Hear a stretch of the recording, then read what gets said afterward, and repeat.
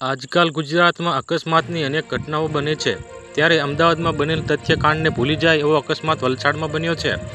આણંદના વાસદમાં ઓવરસ્પીડિંગ car પર કાબુ ગુમાવતા 4 યુવકોના કરુણ મોત થયા હતા, જ્યારે એક ગંભીર રીતે ઘાયલ થયો હતો. આ ઘટના સોશિયલ મીડિયા ઇન્સ્ટાગ્રામ પર લાઈવ સ્ટ્રીમ કરવામાં આવી હતી અને ફૂટેજ હાલમાં સોશિયલ મીડિયા પર ફરતી થઈ રહી છે.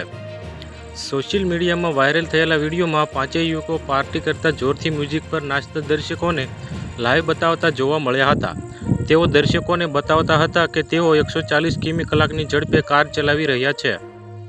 ત્યારે અચાનક કારમાં સવાર એક યુવકે કેમેરામાં લાઈવ એક પછી એક ટ્રકને પાછળથી ઝૂમ કરવાનું શરૂ કર્યું અને એવામાં દુર્ભાગ્યવશ કાર ધડાકાભેર અથડાઈ હતી.